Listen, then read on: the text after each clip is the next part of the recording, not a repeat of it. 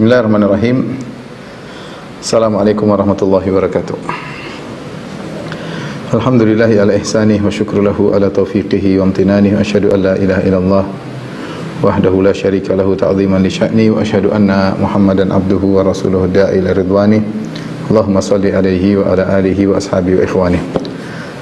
Rekan-rekan sekalian di Surabaya dan juga di mana antum berada, alhamdulillah kita melanjutkan pada kesempatan kali ini kajian kita tentang kitab Fadlul Islam karya Syekh Muhammad bin Abdul Wahhab rahimahullahu taala, dan kita masih melanjutkan bab yang kedua tentang bab wujub dukhul fil Islam, wajibnya masuk Islam. Telah kita sebutkan pembahasan-pembahasan sebelumnya ya tentang dalil-dalil akan wajibnya masuk Islam. Kemudian Islam yang dimaksud adalah Islam yang murni, yang terbebaskan dari subul, dari bid'ah dan syubhat ya, sebagaimana ditafsirkan oleh Mujahid. Kemudian telah kita sebut pada pertemuan kemarin juga tentang larangan berbuat bid'ah, dan pada kesempatan kali ini kita sampai pada bagian terakhir dari bab ini, yaitu tentang istiqamah di atas sunnah ya. Syekh Muhammad bin Abdul Wahhab rahimahullahu taala membawakan riwayat, beliau berkata wa fi sahih, yaitu dalam sahih Bukhari, an Hudzaifah, dari Hudzaifah radhiyallahu taala anhu, Hudzaifah bin Yaman yang dikenal dengan sahibu sir Rasulullah, yang membawa rahasia-rahasia Nabi sallallahu alaihi wasallam ya. Banyak hadis-hadis tentang fitnah yang dibawakan oleh Hudzaifah, yang diriwayatkan oleh Hudzaifah dari Nabi sallallahu alaihi wasallam. Hudzaifah tahu tentang hadis-hadis tersebut ya, karena dalam hadis kata Hudzaifah, kana an-nasu yas'aluna Rasulullah sallallahu alaihi wasallam 'anil khair wa kuntu as'aluhu 'anil syarr makhafata ayudrikani. Orang-orang bertanya kepada Nabi sallallahu alaihi wasallam tentang kebaikan, adapun aku bertanya tentang keburukan-keburukan. Khawatir aku bertemu dengan keburukan-keburukan tersebut. Makanya ada hadis-hadis tentang fitnah yang Rasulullah SAW sampaikan kepada Hudzaifah, dan Hudzaifah sampaikan kepada para sahabat. Hudzaifah mengerti betul tentang keburukan-keburukan yang akan terjadi di kemudian hari setelah wafatnya Nabi sallallahu alaihi wasallam. Maka beliau dikenal dengan sahibu sir Rasulullah, pembawa rahasia Nabi sallallahu alaihi wasallam. Dalam Sahih Al-Bukhari ya, dari Hudzaifah, beliau berkata, ya ma'syaral qurra, wahai para ahli baca Quran sekalian, istaqimu, istiqamalah kalian. Fa in istaqamtum faqad sabaqtum sabaqan ba'idan. Kalau kalian istiqamah, maka kalian telah mendahului dengan pendahuluan yang jauh. Fa in akhadhtum yaminan wa shimalan, kalau kalian pergi ke kanan maupun atau ke kiri, laqad dhalaltum dhalalan ba'ida. Sebaliknya kalian pun akan tersesat dengan sesatan yang sangat jauh. Riwayat ini dibawakan oleh Al-Imam Al-Bukhari rahimahullahu taala dalam kitab Al-I'tisam bil Kitab wa Sunnah ya, kitab Al-I'tisam bil Kitab wa Sunnah, dalam bab al-iqtida bi sunani Rasulillah sallallahu alaihi wasallam, yaitu mencontohi, meneladani sunnah Rasulullah sallallahu alaihi wasallam. Baik, di sini Hudzaifah berkata, ya ma'syaral qurra, yaitu Hudzaifah masuk ke dalam masjid, kemudian dia mendapati orang-orang di halaqah-halaqah Quran sedang mengajarkan Al-Quran. Maka beliau mengingatkan agar mereka yang sedang sibuk dengan Al-Quran ini hendaknya istiqamah. Beliau berkata, ya ma'syaral qurra, wahai para pembaca Quran sekalian, istiqamahlah kalian. Kalau kalian istiqamah, fa in istaqamtum faqad sabaqtum sabaqan ba'idan, sungguh kalian telah melampaui, mendahului dengan pendahuluan yang jauh ya. Kalian telah maju yang jauh. Fa in akhadhtum yamin wa shimalan, kalau kalian belok kanan belok kiri, laqad dhalaltum dhalalan ba'ida, maka sebaliknya kalian pun akan sangat tersesat dengan kesesatan yang jauh. Ibnu Hajar rahimahullah ketika menjelaskan tentang riwayat ini, maka beliau menjelaskan ya, bahwasanya yang dimaksud dengan qurra, ya ma'syaral qurra, wahai para ahli baca Al-Quran, kata Ibnu Hajar, saya bacakan, wal muradu bihim al-ulama'u bil Qur'ani was sunnah al-ubbad. Yang dimaksud dengan Al-Qurra yang dipanggil oleh Hudzaifah bukanlah tukang ahli baca Quran saja yang ahli tajwid, bukan maksudnya itu. Ini qurra di zaman para sahabat, mereka adalah ahli fikih, mereka ahli ilmu ya, bukan sekadar ahli tajwid. Beda dengan qurra zaman sekarang, ahli baca Quran bisa jadi berilmu, bisa jadi tidak berilmu, hanya pakar tajwid saja, tahsin, tapi belum tentu pakar fikih tentang apa yang dibaca. Tetapi qurra di zaman para sahabat, ketika dikatakan qurra, mereka lah ahli baca Quran dan mereka paham tentang sunnah-sunnah Nabi. Makanya Nabi SAW mengirim para qurra ya untuk mengajarkan ilmu Islam. Ya. Sebagaimana kisah yang menyedihkan tentang terbunuhnya 70 qurra sahabat di dalam kisah Bi'rul Ma'unah, yang Nabi SAW sangat sedih dengan kejadian tersebut. Jadi kalau ada qari di zaman Nabi, itu yang dikirim oleh Nabi untuk berdakwah. Artinya apa? Artinya qari di zaman sahabat, mereka pasti faqih, mereka pasti berilmu. Makanya ketika Hudzaifah berkata, "Ya ma'asyaral qurra," wahai para ahli baca Al-Quran, maka Ibnu Hajar mengatakan, "Wal muradu bihim," yang dimaksud dengan qurra, al-ulama bil Quran wa sunnah wal ubbat, yaitu orang-orang yang ahli dalam Al-Quran, para ulama yang berilmu tentang Al-Quran dan sunnah, dan juga ahli ibadah. Dan kita tahu bahwasanya mereka adalah para sahabat-sahabat yang mulia ya. Maka Hudzaifah mengingatkan, fa in istaqamtum, kalau kan istiqamah di atas sunnah Nabi, di atas apa yang diajarkan oleh Nabi SAW, di atas Islam yang murni, faqad sabaqtum, maka kalian telah mendahului dengan sabqan ba'idan, kalian telah maju dengan jarak yang sangat jauh, yang susah disusul oleh orang-orang belakangan setelah kalian ya. Asal dengan syarat kalian istiqamah dengan Islam yang murni yang diajarkan oleh Nabi SAW. Tapi sebaliknya, wa in dhalaltum, kalau kalian tersesat, kalau in akhadtum yaminan wa shimalan, kalau kalian belok kanan belok kiri, faqad dhalaltum dhalalan ba'ida, kalian pun akan tersesat dengan kesesatan yang sangat jauh.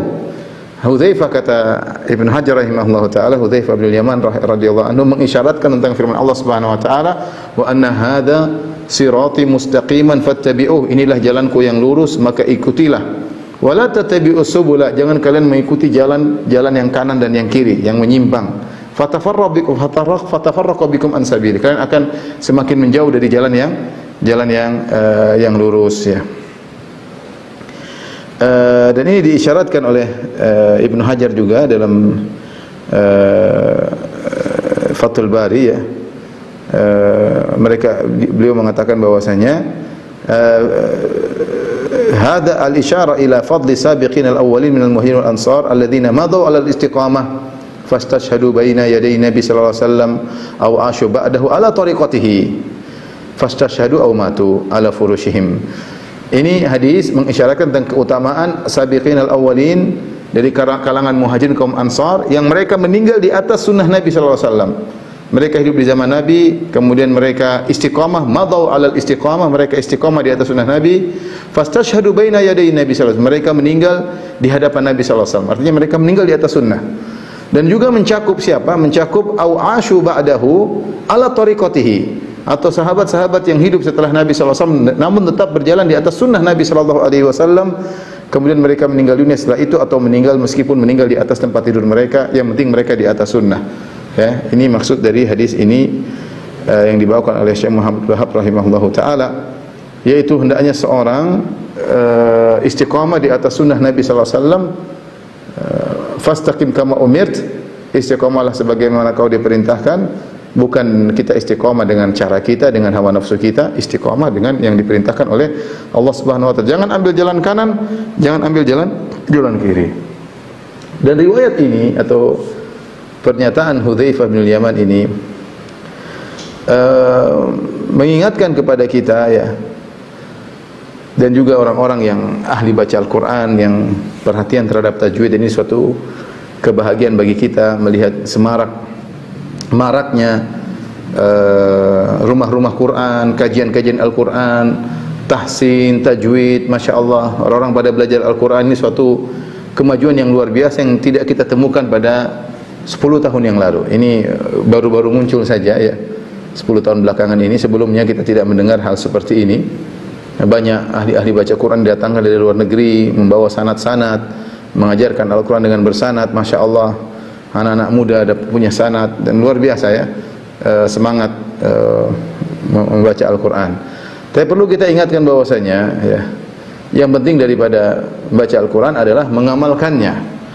Harus istiqomah. Istiqomah bukan istiqomah baca Quran, tapi istiqomah dalam mengamalkan Al-Quran tersebut. Ini yang diisyaratkan oleh Hudzaifah. Fa in istaqamtum faqad sabaqtum sabqan ba'idan. Kalau kalian istiqamah, kalian akan jauh maju ke depan, ya. Karena kita mendapati fenomena sebagian orang yang perhatian sama Al-Qur'an dari sisi tajwid, dari sisi hafalan, tetapi sebagian mereka amalannya tidak ada. Tidak di atas sunnah atau bahkan melanggar isi daripada Al-Qur'an. Dan ini yang sudah diingatkan oleh Fudail bin Iyad rahimahullahu taala. Beliau pernah berkata, unzilal Qur'an innama unzilal Qur'an liyu'mala bih fattakhadhan nasu qira'atahu amala. Sungguhnya Al-Qur'an itu diturunkan untuk diamalkan. Maka orang-orang menjadikan bacaannya sebagai amalnya. Salah. Bacaan Al-Qur'an, memahami Al-Qur'an adalah sarana untuk mengamalkan Al-Qur'an. Jadi untuk mengamalkan Al-Qur'an kita melalui dua tahapan. Tahapan membaca, tahapan memahami. Baru kita mengamalkan. Tujuannya adalah mengamalkan. Jangan seorang hanya berhenti pada tahapan pertama membaca. Masih ada tahapan kedua, memahami, kemudian mengamalkan. Banyak orang hanya berkutat pada tahapan pertama. Itu bagus, tapi itu ingat sarana, bukan tujuan. Sehingga sebagian orang luar biasa tajwidnya, tahsinnya luar biasa, sibuk dengan nada-nada, sampai sibuk dengan qiraat-qiraat, lupa untuk belajar makna daripada kandungan ayat tersebut. Maka seorang membagi waktu dengan baik, ya. Kita butuh pakar-pakar dalam hal ini, tetapi jangan sampai semua orang disibukkan untuk sibuk dengan qiraat-qiraat, ya. Sebagian orang, tidak semua orang, karena waktu terbatas, ya. Kita harus punya pakar, tapi yang paling penting adalah memahami ayat-ayat Allah tersebut untuk bisa mengamalkannya. Kalau tidak dipahami, bagaimana bisa diamalkannya? Oleh karenanya diriwayatkan dari Hasan al-Basri dengan perkataan yang tegas dalam hal ini. Hasan al-Basri pernah berbicara tentang orang-orang yang qurra, ahli baca Quran di zaman beliau. Yaqulu ahaduhum, salah seorang dari ahli baca Quran berkata, qara'tul Qur'ana kullahu fama usqit minhu harfan. Kata dia, aku baca Al-Quran seluruhnya dari awal sampai akhir, tidak ada satu huruf pun yang salah, yaitu tajwidnya dengan tajwid yang benar. Dia baca dengan benar, tajwid dengan kaedah-kaedahnya semua. Apa kata Hasan al-Basri mengomentari perkataan ahli tajwid ini? Waqad wallahi asqatahu kullahu. Demi Allah, justru dia telah menggugurkan seluruh huruf dalam Al-Quran. Ya, ma yura alaihi al-Quran fi khuluqin wala amal. Ya, tidak nampak athar dari Al-Quran tersebut dalam akhlaknya, dalam amalnya. Ya, seperti orang baca Quran karena tidak paham, akhirnya sombong dan angkuh, pamer dengan tajwidnya, pamer dengan qiraatnya, menjadi sombong dan angkuh, merendahkan orang lain. Nah, ini contoh salah dalam belajar Al-Quran. Maka ini peran para guru, para mujawwid, orang yang ahli baca Al-Quran, para qurra, ketika mengajarkan Al-Quran benar-benar diajarkan adab, ya, adab hamalatul Quran, adab-adab orang yang menghafal Al-Quran harus diajar. Kalau tidak, sebagian mereka menjadi angkuh, menjadi sombong, dijadikan sekedar untuk duniawi. Dan ini sudah, fenomena ini ada di zaman Hasan al-Basri. Makanya ketika ada seorang ahli baca Quran sombong dan mengatakan, saya baca Quran dari awal sampai akhir, tidak satu huruf pun yang saya salah, semuanya benar, tidak satu huruf pun yang saya salah. Artinya saya baca dari awal sampai akhir dengan tajwid. Maka Hasan al-Basri menimpali, wallahi waqad asqatahu kullahu, justru dia telah menjatuhkan seluruh huruf dalam Al-Quran, ya. Kemudian Hasan al-Basri berkata, la wallahi ma haula'i bil qurra walal hukama walal wara'ah, wa idza kana an-nasu mithla hadha fala kathara Allah fi an-nasi mithla haula. Hasan al-Basri, demi Allah mereka bukan ahli baca Quran, mereka bukan para hakim, mereka bukan orang yang wara'. Kalau orang semuanya seperti ini, maka jangan jadikan banyak orang seperti ini. Artinya ini keluhan Hasan al-Basri tentang orang-orang yang baca Quran di zaman beliau, yang fokus hanya pada tajwid, tahsin, dan itu sebenarnya langkah yang baik. Cuma ada langkah berikutnya, memahami dan mengamalkan. Jangan sampai berkutat pada tahapan yang pertama, masih ada tahapan berikutnya, memahami dan mengamalkannya. Oleh karenanya, hati-hati orang yang belajar Al-Quran, jangan sampai dia salah dalam belajar Al-Quran, ya. Karena kalau orang hanya fokus pada bacaannya, terkadang dia tidak paham maknanya. Bisa jadi dia baru baca firman Allah Subhanahu wa taala, ya ayyuhalladzina amanu jtanibu katsiran minadh-dhanni inna ba'dadh-dhanni itsm wa la tajassasu wa la yaktab ba'dukum ba'dha ayuhibbu ahadukum ayyakula ma akhi maitan fakarihtumuh. Wahai orang beriman, janganlah kalian, jauhilah kalian dari kebanyakan persangkaan buruk. Sungguhnya sebagian persangkaan itu adalah dosa. Jangan kalian mencari-cari kesalahan orang lain, jangan kalian menggibah salah seorang kalian menggibah yang lainnya. Apakah kalian suka makan bangkai daging saudaranya? Dia baru selesai baca Quran, kemudian dia ketemu temannya, dia gibah. Gimana si fulan, gimana si fulan. Dia baru baca ayat tentang larangan gibah. Kenapa? Karena baca sekedar baca menikmati lantunan, hilang kandungan makna dari apa yang dibaca. Ini yang kita tidak inginkan. Kita ingin orang perhatian sama Al-Quran dan juga kandungannya, belajar tafsir, maknanya apa, faedah-faedahnya apa. Ya. Kita dapat juga sebagian orang misalnya hafal firman Allah Subhanahu wa taala, "Wa qadha rabbuka alla ta'budu illa iyyahu wa bil walidaini ihsana. Imma yablughanna 'indaka al-kibara ahaduhuma aw kilahuma fala taqul lahumu uffin wa la tanharhuma." Allah mengatakan jika Allah mewajibkan kalian untuk berbakti kepada kedua orang tua dengan sebakti-baktinya. Jika salah satunya sudah mencapai masa jompo atau keduanya atau salah satunya, maka jangan berkata kepada mereka wala tanharhuma, dan janganlah membentak mereka, wa qul lahum qawlan karima, ucapkanlah perkataan yang baik. Tapi dapati dia hafal Al-Qur'an tapi membantah orang tuanya, membangkang orang tuanya, membuat orang tuanya menangis. Hafiz tapi begitu. Itu terjadi. Saya bukan bicara masalah hayalan, tidak, ini kenyataan. Terdapati seorang anak hafal Quran berkelahi sama bapaknya. Karena salah tujuan dia baca Quran sekedar hanya tidak pada tahapan pertama. Jadi harus dilanjutkan. Kalau anak-anak hafalannya masih fresh, kita suruh hafal, lanjutkan. Jangan berhenti pada sekedar pandai baca Quran, pandai tahfidz, pandai tajwid. Taib, apa fungsinya? Ya, menjadi imam, oke, jadi imam. Selanjutnya paham maknanya, kemudian diamalkan.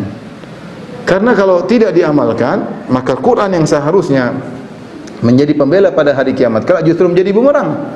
Bukankah Rasulullah SAW berkata, "Iqra'ul Qur'an fa innahu ya'ti yaumal qiyamah syafi'an li ashabihi." Bacalah Al-Qur'an, sungguhnya Al-Qur'an akan datang pada hari kiamat memberi syafaat bagi pembacanya. Al-Qur'an berkata, "Ya Rabbi mana'tuhu minan naum." Ya Rabbku, ya, fasyafi'ni fihi, ya Allah, izinkanlah aku beri syafaat kepada orang ini, aku telah menghalangi dia dari tidur malam, dia baca aku. Ya. Ini Al-Qur'an kalau diamalkan maka demikian, bahwasanya dia akan membela seorang pada hari kiamat. Tapi kalau tidak diamalkan, justru sebaliknya akan jadi bumerang. Ya, kata Nabi SAW, Al-Quran hujjatun lak au alaik. Al-Quran itu menjadi pembelamu atau menjadi bumerang bagimu. Dalam hadis yang diriwayatkan oleh Imam Al-Bukhari, hadis yang panjang tentang kisah 4 orang yang diazab dalam alam barzakh, diazab sampai hari kiamat kelak. Di antaranya orang yang berdusta, ya, kadzabun yuhadditsu bil kadzbah fatuhmalu anhu hatta tablughal afaq. Seorang pendusta yang berdusta dengan satu dusta, kemudian dustanya di-share sampai tersebar seluruh penjuru bumi, maka dia disiksa, dirobek ininya, dirobek sampai hari kiamat. Kemudian di antaranya ada yang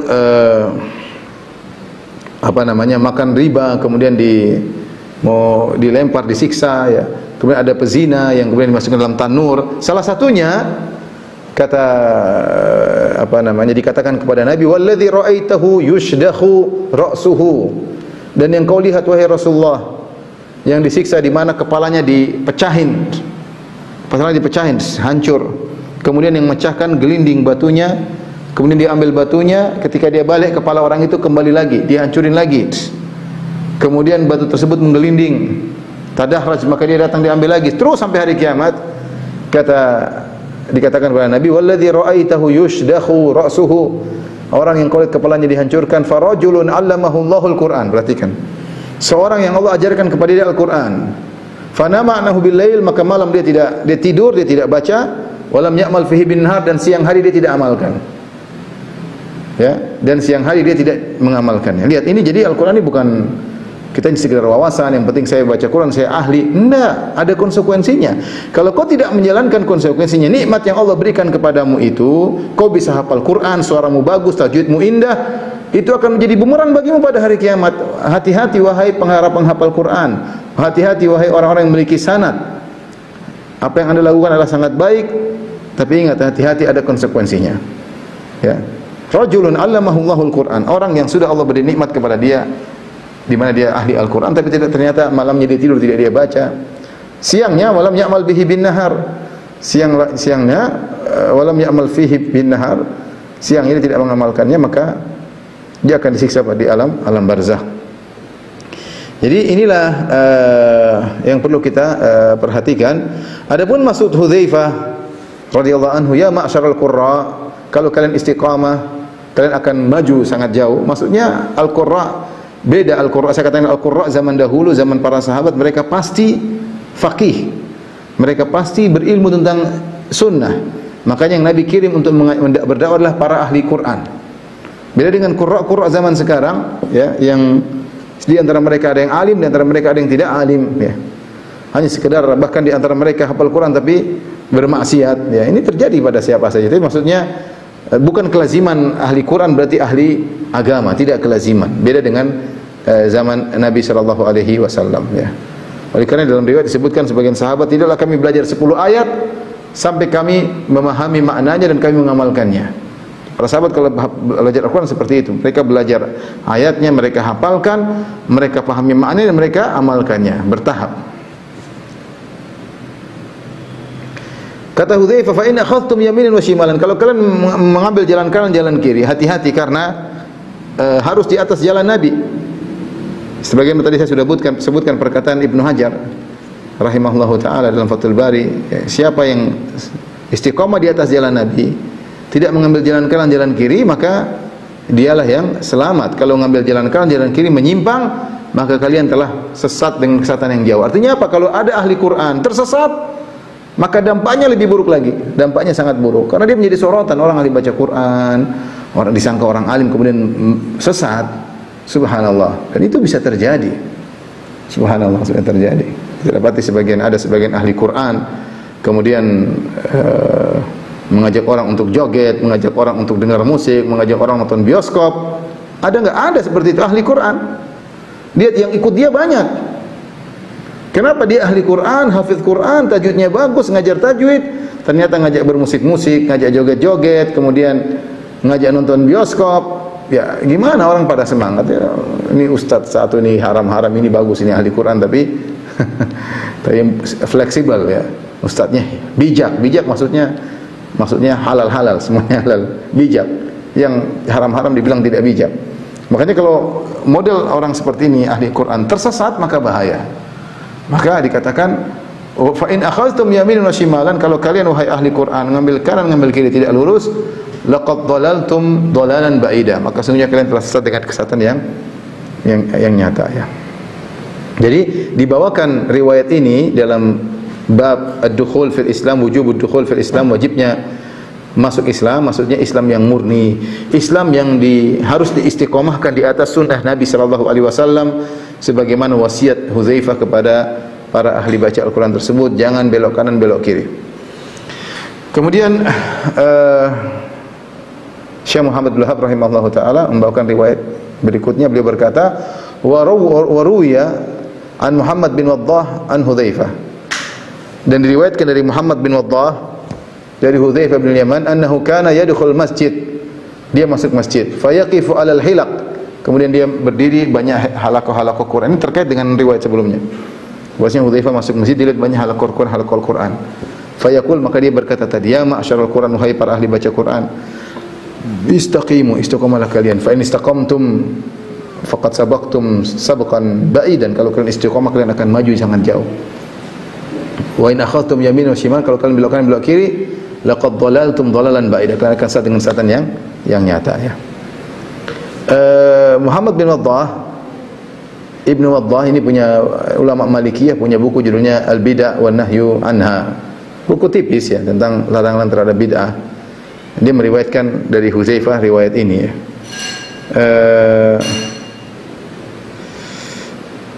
Kemudian waqala, kemudian Ibnu Waddah berkata, anba'ana Sufyan bin Uyainah, telah mengabarkan kepada kami Sufyan bin Uyainah, an Mujahid, dari Mujahid, an Sya'bi, dari Sya'bi rahimahullah, an Masruq, dari Masruq, qala Abdullah ibnu Mas'ud. Masruq adalah muridnya Abdullah bin Mas'ud, Masruq tabi'in. Qala Abdullah, yakni ibnu Mas'udin, berkata Abdullah bin Mas'ud, laisa amun illa walladhi ba'dahu asyarru minhu, tidak ada satu tahun pun kecuali yang setelahnya pasti lebih buruk. Ini wasiat Ibnu Mas'ud tentang berpegang teguh di atas Islam yang murni. Beliau mengingatkan, laisa amun illa walladhi ba'dahu asyarru minhu. Tidak ada suatu tahun pun kecuali yang setelahnya lebih parah. La aqulu amun amtaru min amin. Aku tidak mengatakan bahwasanya tahun yang di mana hujannya lebih lebat sebelumnya, ya. Wala amun akhsabu min amin. Bukan aku maksudkan tahun yang lebih subur daripada tahun sesudahnya, ya. Wala amirun khairum min amir. Bukan maksudku bahwasanya tahun itu ada amir yang lebih baik daripada tahun setelahnya. Bukan itu maksudku, artinya bukan urusan duniawi yang saya maksudkan. Yang saya maksudkan tidak ada suatu tahun kecuali yang setelahnya lebih buruk. Bukan maksudnya perkara duniawi, keburukan dari sisi duniawi, bukan. Bukan tahun berikutnya hujannya lebih sedikit, bukan tahun berikutnya tidak kurang subur, bukan tahun berikutnya penguasanya parah, bukan begitu maksudku. Lakin dhahabu ulamaikum wa khiyarikum. Tapi maksudku adalah perginya atau wafatnya ulama kalian dan orang-orang terbaik di antara kalian. Thumma yahdutsu aqwamun yaqisuna al-umura bi araihim. Setelah hilang para ulama dan hilang orang-orang yang terbaik di antara kalian, maka muncullah kelompok manusia-manusia, kaum-kaum yang mereka mengukur perkara-perkara bi araihim, dengan ra'yu mereka, dengan pendapat mereka. Fayuhdamul Islam wa yuslam. Jadilah hancurlah Islam, jadilah bocorlah Islam. Ini peringatan dari Ibnu Mas'ud radhiyallahu ta'ala anhu bahwasanya hati-hati kalau kalian hidup semakin lama, semakin jauh dari tahun kenabian, semakin jauh maka banyak ulama yang akan semakin meninggal dunia, dan kalau akan semakin muncul orang-orang bodoh yang mereka akhirnya berbicara tentang masalah agama tidak menggunakan dalil Al-Quran dan Sunnah, tapi menggunakan otak mereka, menggunakan logika mereka. Makanya tadi kata Ibnu Mas'ud, lakin zahabu ulamaikum, akan tapi yang saya khawatirkan perginya ulama kalian, wa khiyarikum, orang terbaik di antara kalian. Setelah mereka tidak ada, tsumma yahdutsu aqwamun, kemudian muncul orang-orang yaqisunal umura, mereka menimbang segala perkara bi araihim, dengan otak mereka, dengan akal mereka. Dengan cara seperti ini menimbang perkara bukan dengan Al-Quran dan Sunnah tapi dengan otak, dengan akal, fayuhdamul Islam, maka Islam akan hancur, wa yuslam, dan ikat Islam akan pecah. Islam akan pecah. Ini riwayat yang terakhir yang dibawakan oleh Syekh Muhammad bin Wahab rahimahullahu taala tentang bab wajibnya masuk Islam. Perkataan Ibnu Mas'ud, la ya'ti zamanun atau la ya'ti amun illa walladhi ba'dahu asyarru minhu, tidak datang suatu tahun kecuali yang sesudahnya lebih buruk. Ini secara global ya. Maksudnya secara global ulama semakin tahun semakin berkurang, ya. Kita kehilangan para ulama, ya. Tidak muncul lagi ulama-ulama seperti dahulu. Tidak ada ulama-ulama seperti Imam Syafi'i, Imam Ahmad, Imam Malik, Abu Hanifah, sudah tidak ada lagi. Yang punya kemampuan seperti mereka tidak ada. Sekarang dengan kecanggihan teknologi, dengan madrasah-madrasah yang dibuka luar biasa, ya. Dengan kemudahan sarana-sarana untuk menghafal, sarana untuk belajar. Buku-buku juga tersebar di mana-mana, tidak harus beli, sudah di internet sudah banyak. Tapi toh tidak ada yang bisa muncul seperti ulama-ulama yang baru saja meninggal seperti Syekh Albani rahimahullah, Syekh bin Baz, Syekh Utsaimin, enggak ada. Kita punya guru-guru yang hebat-hebat di Al-Haramain dan juga di banyak negara-negara, bukan cuma di Arab Saudi, tapi tidak sehebat mereka. Tidak sehebat mereka, ya. Jadi menunjukkan bahwasanya tadi kata Ibnu Mas'ud, maksudku kata Ibnu Mas'ud, semakin tahun semakin buruk, maksudnya ulama semakin berkurang. Ulama semakin berkurang. Namun ini secara global, bisa jadi satu tahun lebih baik daripada sebelumnya, bisa jadi. Ya, seperti contohnya Allah memunculkan Umar bin Abdul Aziz rahimahullahu taala yang menjadi khalifah yang sangat hebat, yang mendatangkan kebaikan meskipun masa pemerintahan cuma sebentar. Mengalahkan puluhan tahun sebelumnya, ya. Mengalahkan puluhan tahun sebelumnya. Artinya ada, tapi cuma sebentar, hanya bertempo saja, temporal saja. Setelah itu kemudian kembali lagi buruk lagi, ya. Demikian juga setiap 100 tahun akan ada Allah utus ulama yang perbaharui agama Islam, ya. Kata dalam hadis kata Nabi sallallahu alaihi wasallam, "Innallaha yab'atsu li hadhil ummah ala ra'si mi'ati amin, ya, man yujaddidu laha dinaha." Allah utus setiap 100 tahun mujaddid, yaitu seorang yang akan perbaharui agama, ya, memperbaharui ilmu hadis, memperbaharui ilmu fikih, yang kemudian mulai merosot, ada lagi Allah kirim orang-orang hebat yang bisa memperbarui agama. Tapi secara umum semakin jauh dari kenabian, zaman kenabian semakin berkurang ulama, ya. Oleh karenanya Ibnu Mas'ud mengingatkan akan muncul orang-orang yang mereka berbicara tentang agama tapi dengan akal, hati-hati. Dan sudah muncul zaman sekarang banyak sekali. Apalagi zaman medsos semua bicara pakai logikanya, menurut saya bukan pakai Al-Qur'an dan hadis. Menurut saya, menurut kondisi, bukan pakai Al-Qur'an hadis. Al-Qur'an hadis tidak dipakai sama sekali. Semua bicara agama tentang kepentingan politik kepentingan tradisi kepentingan kepentingan ekonomi sudut pandang ekonomi, sudut pandang politik, sudut pandang tradisi, bukan sudut pandang Al-Quran dan Sunnah. Dan itu banyak sama sekarang. Dan ketika muncul banyak orang seperti ini bicara tentang agama, ya, maka seorang hendaknya berpegang teguh dengan sunnah Nabi Sallallahu Alaihi Wasallam, berpegang teguh dengan sunnah Nabi Sallallahu Alaihi Wasallam. Dan semakin berat, ya, karena orang-orang tidak suka dengan orang-orang yang berpegang teguh dengan Al-Quran dan Sunnah. Makanya Nabi SAW mengatakan suatu zaman di mana al-qabid ala dinihi kal-qabid ala jamr. Akan datang zaman di mana orang berpegang teguh dengan agamanya seperti berpegang teguh dengan bara api, ya, seperti megang bara api panas, berat. Namun ini memberi motivasi kepada kawan-kawan semuanya untuk terus berdakwah. Karena kalau hilang suara dakwah, maka orang-orang ahlul batil bicara terus. Kita harus mengimbangi, kalau bisa mendominasi, ya. Terus selama kita diizinkan oleh Allah Subhanahu wa taala berdakwah, kita berdakwah. Sampaikan kebenaran, harus disiarkan. Harus diviralkan kebenaran-kebenaran, kebaikan-kebaikan dengan cara yang bijak, dengan cara yang baik menghadapi orang-orang seperti itu, ya. Oleh karenanya bab ini atau riwayat ini dibawakan untuk bab wajib untuk masuk dalam Islam, maksudnya Islam yang murni. Islam yang dibangun dalam Al-Quran dan Sunnah, bukan Islam yang dibangun di atas pendapat. Lihatlah betapa banyak akidah yang dibangun di atas pendapat, perasaan, dibangun di atas perasaan, di atas menurut pendapat, menurut hatiku, ya, bukan Al-Quran dan Sunnah. Muncullah firqah-firqah, muncullah tariqat-tariqat, muncullah kelompok-kelompok, ya. Semuanya kembali kepada ra'yu, kepada logikanya, bukan kepada Al-Quran dan Sunnah. Taib, ikhwan akhwat yang rahmatillah subhanahu wa ta'ala, kita lanjutkan pada bab yang berikutnya, bab ketiga. Masih ada waktu. Bab tafsiril Islam wa qaulillahi ta'ala, bab tentang tafsir Islam dan firman Allah Subhanahu wa taala, fa in hajjuka faqul aslamtu wajhiya lillahi wa man ittaba'an. Jika mereka orang-orang Nasara tersebut berdebat denganmu, maka katakanlah, aku sudah menyerahkan wajahku kepada Allah. Aslamtu, aku mengarahkan wajahku kepada Allah. Wa man ittaba'an, dan orang yang mengikuti pun demikian, mereka menyerahkan wajah mereka kepada Allah Subhanahu wa taala. Ini bab tafsir Islam, bab tentang tafsir Islam, untuk menjelaskan Islam itu apa sih. Kita kan disuruh ikut Islam, disuruh menjauhkan diri daripada bid'ah, daripada syubhat, disuruh mengikuti Islam yang murni. Islam itu apa yang harus kita ikuti? Inilah Syekh Abdul Wahab rahimahullahu taala, bagaimana tertib dia ketika membuat buku ini. Pertama tentang keutamaan Islam, kemudian kedua tentang wajib masuk Islam, ketiga Islam apa yang harus kau ikuti, perlu ditafsirkan. Apa yang dimaksud dengan Islam, ya.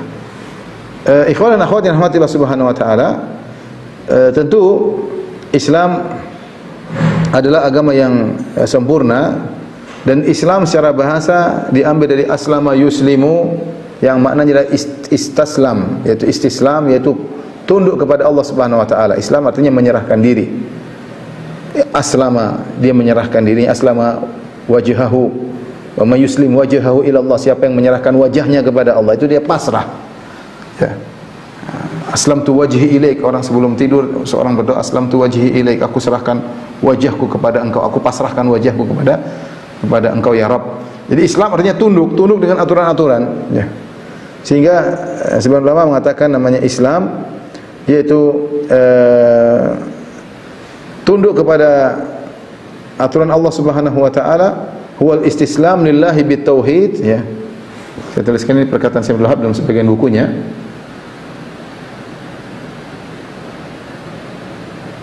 Islam huwa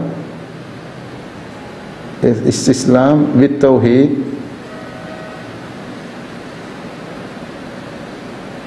kemudian al-inqiyad lahu bit ta'ah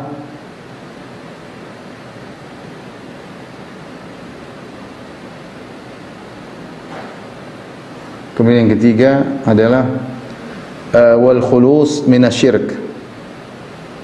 Ini hakikat Islam secara sederhana ya.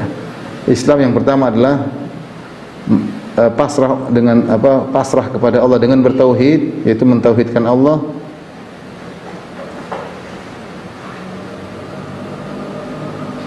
Yang kedua, tunduk kepadanya dengan ketaatan. Dengan ketaatan. Yang ketiga adalah khulus minasyirik, yaitu bersih dari kesyirikan.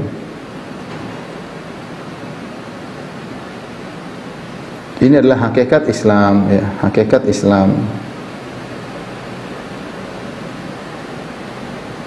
Tiga perkara ini disebutkan oleh Syekh Abdul Wahab rahimahullah dalam kitabnya yang lain ya. Inilah hakikat Islam. Siapa yang tidak mendatangkan tiga perkara ini, tidak bertauhid, tidak tunduk dan melakukan kesyirikan, maka dia bukan muslim yang sesungguhnya.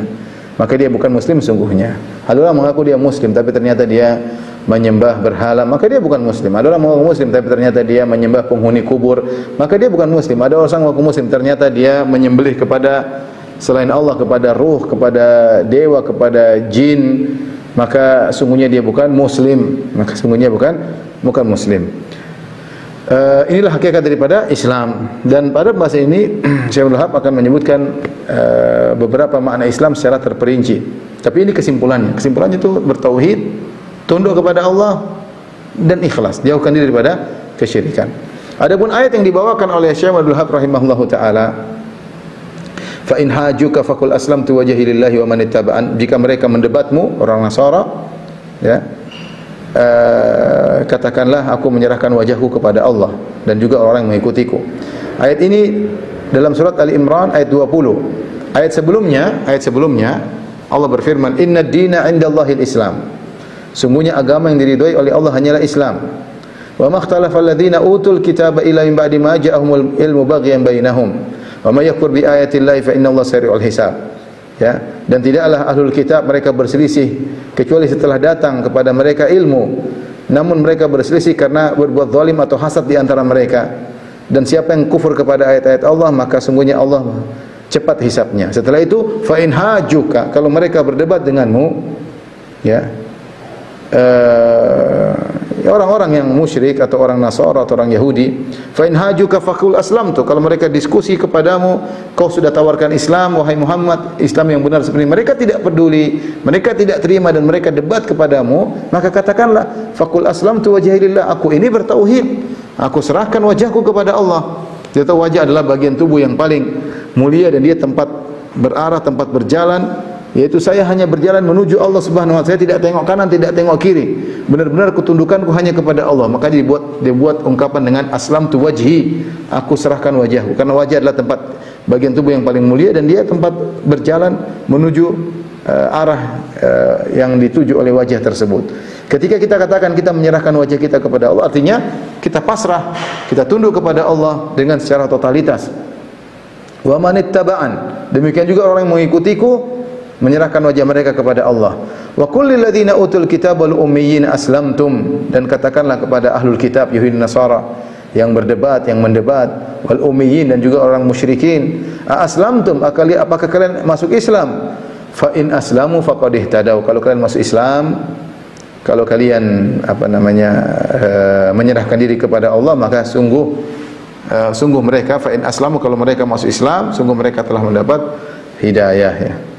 Inilah kesimpulan Islam ya, yaitu mentauhidkan Allah Subhanahu wa taala, tunduk kepada Allah, menyerahkan wajahnya kepada Allah dan bersih daripada kesyirikan. Kalau ada ahlul kitab mendebat, Yahudi Nasrani yang terjerumus dalam kesyirikan, kalau ada ummiyin, para penyembah berhala, kemudian mendebat, maka katakanlah aslamtu wajhiya lillah, aku enggak akan ikut kalian, aku hanya bertauhid kepada Allah Subhanahu wa taala. Ya, tidak mungkin aku menyembah kepada selain Allah Subhanahu wa taala.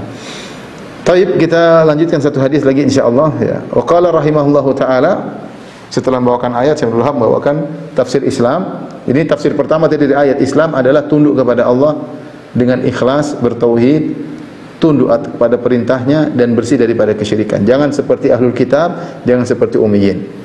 Kemudian hadis tentang tafsir Islam. Wa fi sahih an Umar radhiyallahu anhu anna Rasulullah sallallahu alaihi wasallam dalam sahih Muslim dan juga dalam sahih Bukhari dari Umar radhiyallahu anhu anna Rasulullah sallallahu Rasulullah sallallahu bersabda, Al-Islamu, Islam adalah antashhada an la ilaha illallah, engkau bersaksi bahwasanya tidak ada yang berhak disembah kecuali Allah, wa anna Muhammadar Rasulullah, bahwasanya Muhammad utusan Allah, wa tuqimas salat, dan engkau mendirikan salat, wa tu'tiyaz zakat, dan engkau menunaikan zakat, wa tasuma Ramadan, dan engkau berpuasa bulan Ramadan, wa tahujjal bait, dan engkau berhaji ini satata ilaihi sabila, jika kau mampu.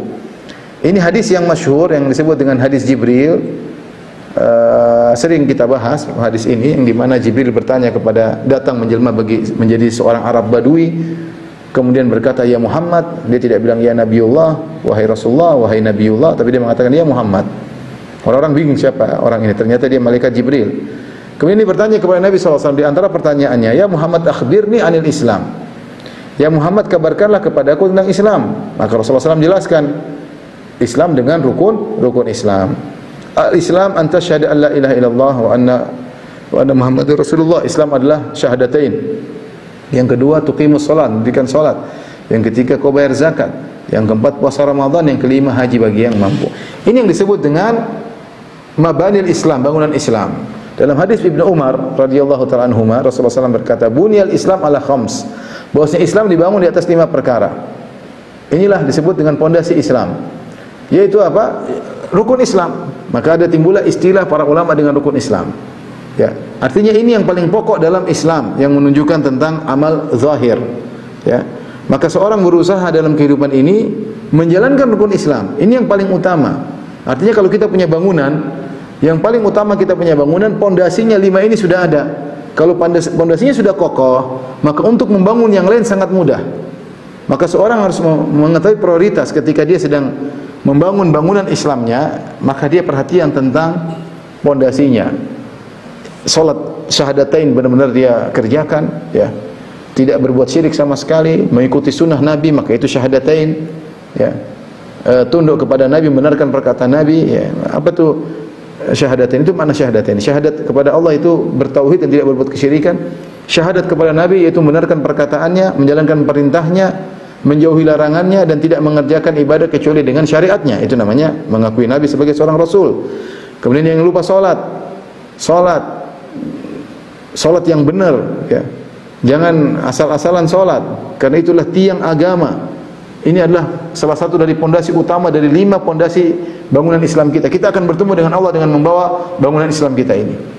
Salat yang benar, kemudian zakat. Ingat, zakat pahalanya besar. Jangan sampai seorang pelit-pelit dalam bayar zakat. Dia punya, jangan sampai bangunan pondasi bangun rumahnya ternyata tidak kokoh. Kenapa? Zakatnya dia bayarnya enggak benar. Tidak mau bayar seluruhnya, ya. Kemudian puasa bulan Ramadan yang benar, dan haji kalau punya mampu uang jangan tunda-tunda. Segera berhaji. Sehingga ketika kita bertemu dengan Allah, lengkap pondasi kita 5 ini. Sisanya itu hanyalah kewajiban-kewajiban yang lain atau sunnah-sunnah memperindah bangunan kita. Percuma kita sedekah yang banyak tapi ternyata zakat kita enggak benar. Pondasinya enggak kuat. Sedekah yang dibangun di atasnya enggak beres. Percuma kita rajin salat sunnah tapi ternyata salat 5 waktunya kita enggak beres. Percuma kita puasa sunnah tapi puasa kita enggak beres, ya. Percuma kita banyak ibadah ternyata kita berbuat kesyirikan. Percuma kita mengaku kita umat Muhammad tapi isinya ibadahnya bid'ah melulu. Dan terus ikut siapa kalau begitu? Maka pondasi ini dikuatkan, ya, dikerjakan dengan baik sehingga bangunan Islam kita menjadi lebih indah. Yang tinggal nempel-nempel belakangan, ya, ibadah-ibadah lain menempel bangunan tersebut menjadi lebih indah. Tapi seorang berusaha meninggal dunia dengan 5 pondasi tersebut sudah dia kerjakan. Banyak di antara kita yang mungkin masih sudah punya uang tapi belum haji, ya. Berusaha untuk bisa haji, daftar, paling tidak daftar. Kalau punya duit, daftar. Entah kapan dipanggil oleh Allah, yang penting sudah menunjukkan keseriusan kepada Allah bahwasanya kita mau melaksanakan ibadah haji, sehingga ketika kita meninggal kita membawa 5 bangunan tersebut. Wallahu ta'ala bisawab. Ini yang bisa saya sampaikan pada kesempatan kali ini. Insyaallah kita lanjutkan pada kesempatan yang lain. Kalau ada yang bertanya saya persilahkan. Jazakumullah khairan wa barakallahu fiikum Ustaz atas ilmu yang telah disampaikan. Selanjutnya kami ingatkan kembali untuk akhwat yang ingin bertanya mau menuliskannya melalui kolom chat sehingga bisa kami bacakan, dan bagi ikhwan yang ingin bertanya silakan langsung raise hand. Baik, untuk pertanyaan yang pertama Ustaz, Ustaz, apakah kita akan diazab bila membaca Al-Quran saat menjadi imam ada niatan terbesit, niatan riya dan ujub? Barakallahu fiikum Ustaz. Tidak ada yang bisa selamat dari riya dan ujub. Tugas kita adalah melawan hal tersebut, ya, melawan hal tersebut, dan kita berjuang melawan ujub dan riya sampai wafat kita. Ketika kita tidak suka, kita rasakan dalam diri kita nggak suka. Kita nggak suka dengan namanya riya, nggak suka dengan ujub. Kalau terbesit, mudah-mudahan Allah maafkan. Yang penting yang dilarang adalah kalau orang terbesit kemaksiatan hati seperti hasad, ya, dengki, suudzon, ini semua penyakit hati, sombong, ujub, riya. Kalau dia biarkan bercokol dalam dadanya, tapi kalau dia lawan, ketika hasad dia bilang kenapa saya hasad, auzubillah. Kalau dia sombong, kenapa saya harus sombong, dia lawan, dia dapat pahala. Dia riya, kemudian dia lawan, ngapain saya riya, emang saya suaranya kayak apa, memang lebih indah daripada Syekh Sudais, daripada Imam Haram, siapa suara kayak begitu aja kok, hafalan juga sering salah-salah, ya. Kemudian ujub, apa yang mau kita ujubkan, jadi kita lawan. Ketika kita lawan penyakit-penyakit tersebut, insya Allah tidak dicatat sebagai dosa, karena kita lawan. Ya, adapun hati kita bersih tidak pernah terbetik sama sekali, itu sulit. Itu manusia punya hawa nafsu, terbetik kita sombong, merendahkan yang lain, sangat sering terjadi. Apalagi kita punya kelebihan, kita punya kemampuan, kita punya potensi, yang lain tidak punya potensi, maka timbul ujub, merasa lebih tinggi. Akhirnya ujub tadi mengantarkan kepada kesombongan, merendahkan orang lain, ya. Makanya di antara para ulama yang mengatakan ujub adalah al-ihsas bitamayus. Kapan seorang merasa dirinya spesial, hebat dari yang lain, ini tanda-tanda ujub. Kalau dia tidak kembalikan ini anugerah Allah, dia lupa ini anugerah Allah, jadilah dia ujub. Kalau dia sudah merasa dia spesial daripada yang lainnya, yang lain tidak seperti saya, mulailah dia beranjak pada kesombongan, merendahkan orang lain. Wal kibar ghamtun nas. Sombong itu merendahkan orang.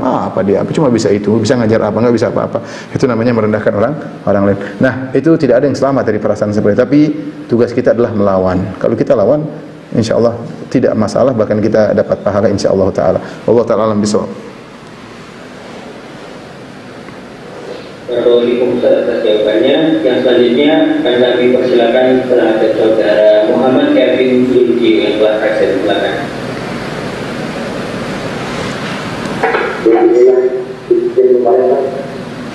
Bagaimana jika Tunggu sebentar, suaranya kurang keras.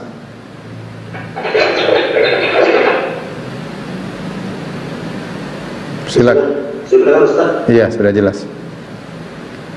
Baik. Seperti yang dijelaskan Ustaz tadi, tahap tertinggi dalam Al-Quran itu adalah makannya.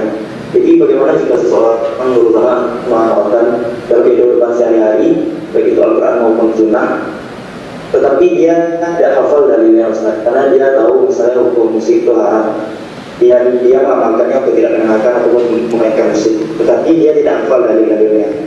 Terus yang kedua, ada dalil bahwa harus meninggalkan jual beli ketika datang waktu sholat Jumat. Bagaimana jika seseorang yang bekerja pada waktu Jumat tersebut, tetapi pekerjaannya tidak bisa ditinggalkan Ustaz? Karena jika ditinggalkan akan timbul masalah yang lebih besar. Seperti apa? Seperti apa pekerjaan itu? Misalnya Anda bekerja sebagai proses engineer Ustaz. Jadi proses engineer ini sistemnya shifter atau shift. Jadi pekerjaan itu kalau ditinggalkan itu proses produksinya itu akan bermasalah Ustaz, karena harus diawasi terus-menerus. Baik, adapun yang pertama, jika seorang menjalankan Al-Quran dan Sunnah meskipun tidak hafal, tidak jadi masalah, yang penting dia ngerti. Seorang itu beramal dengan dalil, ya. Tidak harus hafal dalilnya, dia ngerti ini ada larangan. Saya tidak hafal dalilnya, dia ngerti ini sunnah, meskipun saya tidak hafal dalilnya, tidak jadi masalah. Berarti dia mengamalkan. Tentu lebih indah orang-orang yang menghafal dalilnya, seperti para qurra ahli baca Quran. Mereka ngerti, mereka tahu dalilnya, mereka tahu tafsirnya, mereka amalkan, tentu amalannya lebih indah karena dia mengamalkan dengan penghayatan, karena dalilnya ngerti, tafsirnya ngerti, kemudian diamalkan. Tapi jika ada seorang mengamalkan, dia tahu dalilnya secara global, dia tidak tahu secara detail, apalagi hafal, dia tidak hafal, tidak jadi masalah, karena tugas kita adalah menjalankan perintah dan menjauhi larangan. Tidak harus menghafal dalilnya, yang penting kita tahu dalilnya, kita tahu secara global ya. Wallahu alam, berkaitan dengan pekerjaan tadi ya, cari solusi misalnya kalau kita di negeri ini misalnya mungkin pas Jumatan kita serahkan kepada non muslim misalnya yang dia tidak sholat Jumat, atau misalnya ada sebagian wanita yang bertugas ya, berusaha cari solusi ya. Wallahu taala alam bisawab. Kalau di terus jawabannya, lanjut lagi untuk pertanyaannya.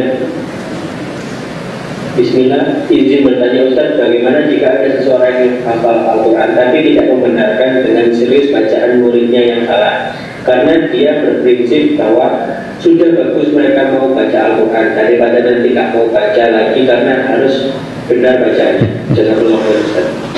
Masalah benar baca Al-Quran ada standar orang yang standarnya terlalu tinggi. Ini biasanya yang punya kasih sanad. Wajar dia punya standar yang tinggi, karena memang ilmu itu harus ada penerusnya. Tapi kalau untuk orang-orang tidak perlu sampai seperti itu. Yang penting oke ya. Ya, seperti itu. Tidak harus kemudian detail kapan orang-orang mau kerja, mau ini, mau banyak urusan, kemudian suruh akhirnya semua harus jadi ustadz. Apakah orang baca Quran harus punya sanad? Jawabannya kan tidak. Rasulullah SAW mengatakan, "Walladzi qara'a al-Qur'an wa huwa syaqun 'alaihi wa yatata'ta lahu ajran." Dan orang yang baca Quran dan dia kesulitan dan dia terbata-bata, ini bukan cuma terbata-bata, maksudnya sulit baca ya. Sulit dan terbata-bata, bagi dia dapat dua pahala. Pahala baca Quran, pahala menghadapi kesulitan tersebut. Artinya pernyataan orang tersebut benar dari sebagian sisi, artinya iya benar, jangan terlalu bersulit. Tapi kalau salahnya lahnul jali, terlalu parah, artinya hurufnya salah, dot dibaca dal misalnya, sin dibaca sad, atau sad dibaca sin dibaca shin dibaca sin. Nah, ini harus diperbaiki, karena itu pengaruhi, itu lahnul jali, itu kesalahan yang fatal yang merubah makna. Tapi kalau ikhfa'nya kurang, idharnya kurang, enggak ada, dengan perlahan. Yang penting mereka baca, nanti diperbaiki perlahan-perlahan.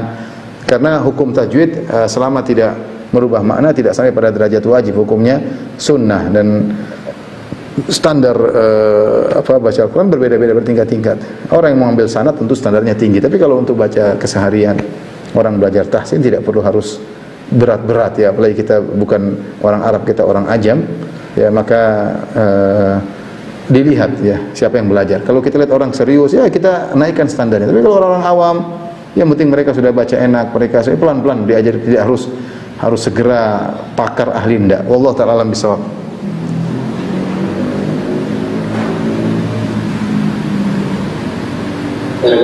Jazakallahu Ustaz atas jawabannya. Yang berikutnya Anda kasih kesempatan kepada saudara Emra.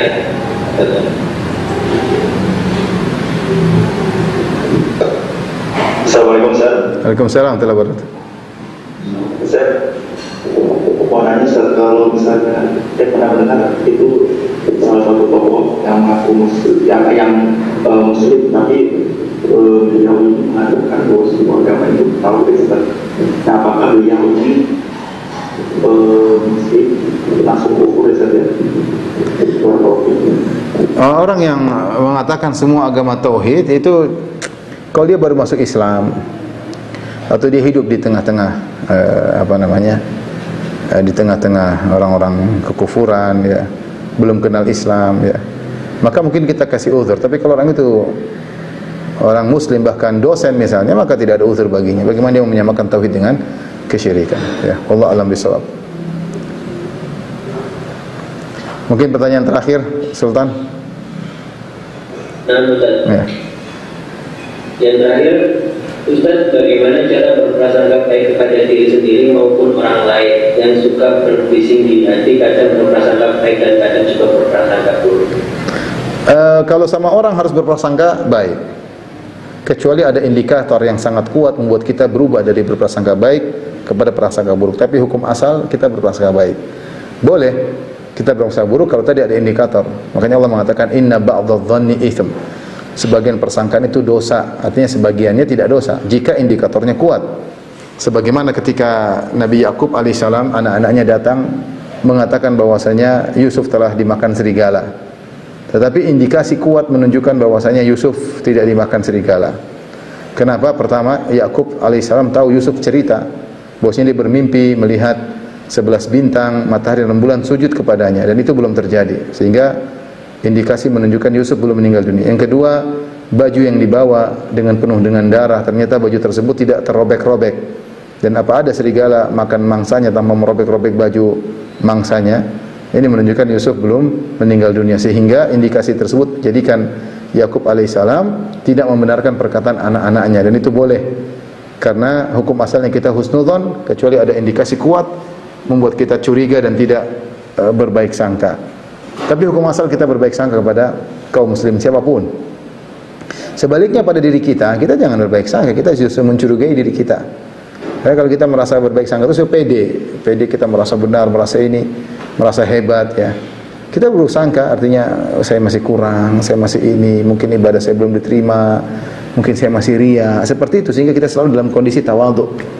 Tawadhu di hadapan Allah dan juga tawadhu di hadapan manusia ya, karena kita berburuk sangka kepada diri sendiri. Ya, ini yang kita lakukan ya. Ada kondisi kita berbaik sangka, ada kondisi kita berburuk sangka. Wallahu ta'ala alam bisawab. Demikian saja ikhwan dan akhwat yang rahmati Allah subhanahu wa ta'ala. Insyaallah kita lanjutkan pada kesempatan yang lain. Kurang lebihnya saya mohon maaf. Wabillahi taufiq wal hidayah. Assalamualaikum warahmatullahi wabarakatuh.